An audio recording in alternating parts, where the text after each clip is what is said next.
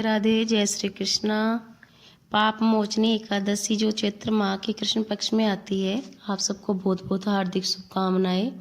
हिंदू धर्म में एकादशी का विशेष महत्व है और पंचांग के मुताबिक साल में कुल 24 एकादशी पड़ती है।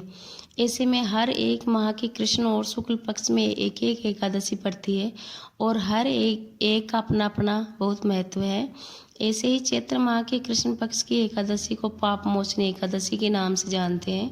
इस दिन भगवान विष्णु और माँ लक्ष्मी की विधिवत पूजा करने के साथ ही व्रत रखने का विधान है।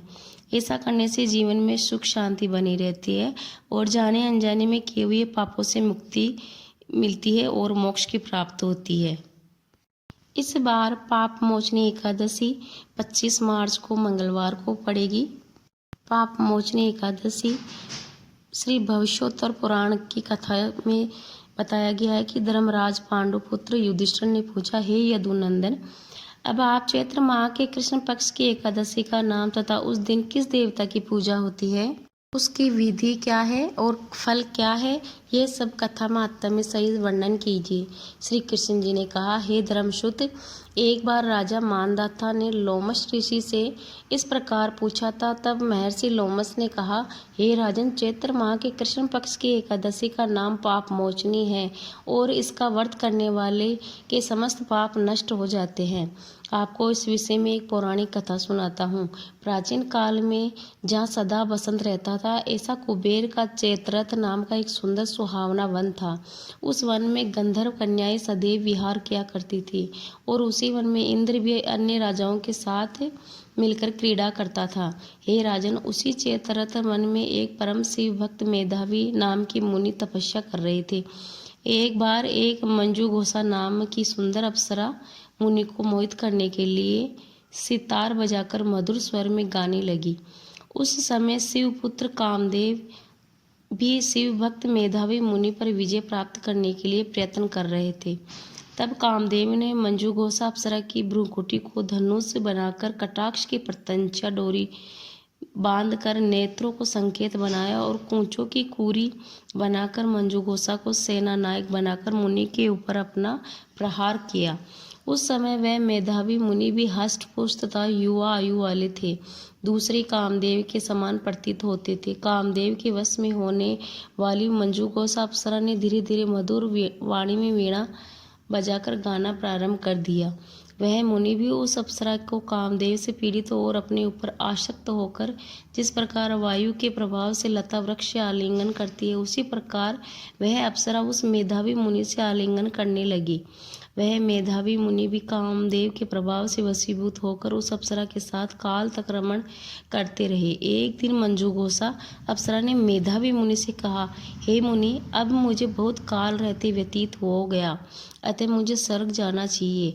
मंजू घोषा अप्सरा के वचन सुनकर मुनि ने कहा, हे सुंदरी, तू अभी और आज इसी संध्या को तो आई है और अतः अभी कुछ काल तक मेरे पास और ठहर जा, प्रातः काल चली जाना। मुनि के आग्रह करने पर वह अप्सरा वहां पर ठहर गई और कुछ काल वहीं पर रहकर व्यतीत किया। एक दिन फिर अप्सरा ने मुनि से स्वर्ग जाने की आज्ञा मांगी। मेधावी ने कहा, हे देवी, अभी तो कुछ ही समय हुआ है, अतः अभी कुछ देर के लिए और ठहर जाओ। इस प्रकार उस अप्सरा ने उत्तर देते हुए कहा, हे मुनि, आपकी रात्रि का तो कभी अंत होने वाला दिखाई नहीं देता। मुझे आपके पास आए हुए बहुत समय हो गया। मंजू घोषा के वचनों को सुनकर मेधावी मुनि को ज्ञान प्राप्त हुआ और उन्होंने जब रमण करने के समय का विचार आया तो 57 वर्ष 7 माह और 3 दिन व्यतीत हो गए थे। यह जानकर वह मुनि उस अप्सरा को काल रूप जानने लगा। तब तो वह अपना तप नाश करने वाली अप्सरा की ओर क्रोध वेश में देखकर उसके अंदर क्रोध से कांपने लगी और समस्त इंद्रियां थरथराने लगी। उन्होंने उस अप्सरा को श्राप दिया कि अरे दुष्ट, तू पिशाचनी हो जा, तू महापापनी और दुराचारणी है, तुझे धिक्कार है। मुनि के श्राप से यह अप्सरा पिशाचनी बन गई।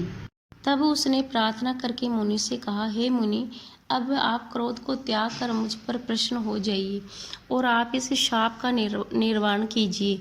इसकी बात सुनकर मुनि ने शांत होकर कहा, अरे दुष्ट, तूने मेरा बड़ा बुरा किया है, परंतु फिर भी मैं तुझे इस श्राप से मुक्ति पाने का उपाय बताता हूँ।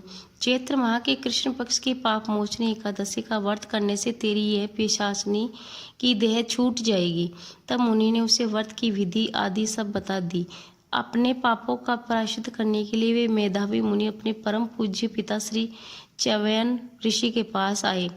च्यवन ऋषि अपने पुत्र मेधावी को देखकर बोले, हे रे पुत्र, यह तूने क्या किया जो तेरे यह समस्त तप का अंत हो गया। तब मेधावी ने कहा, हे पिताजी, मैंने बहुत बड़ा पाप किया है, अतः कृपा करके आप मेरे इन पापों को नष्ट करने का उपाय बताइए। च्यवन ऋषि ने कहा, हे पुत्र, तुम चैत्र माह के कृष्ण पक्ष की पाप मोचनी एकादशी का व्रत करो और इसके करने से तुम्हारे समस्त पाप नष्ट हो जाएंगे।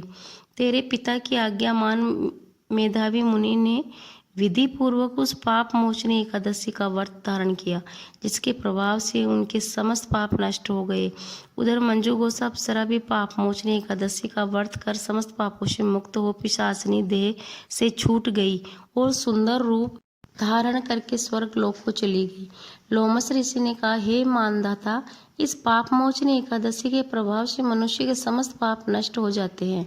इसकी कथा श्रवण करके और पठन करने से 1000 गो दान का फल प्राप्त होता है। बोलो एकादशी मैया की जय हो। इस दिन तुलसी माता की पूजा का भी बहुत बड़ा महत्व है और तुलसी मैया की पूजा करें। इस दिन तुलसी मैया में जल ना दे और शाम के समय ये घी का दीपक लगाइए। तुलसी मैया की आप हो सके तो 8 या 108 परिक्रमा करें और तुलसी चालीसा का पाठ करें। तुलसी मैया की कहानी सुने। बोलो पाप मोचनी एकादशी मैया की जय हो। तुलसी मैया की जय हो।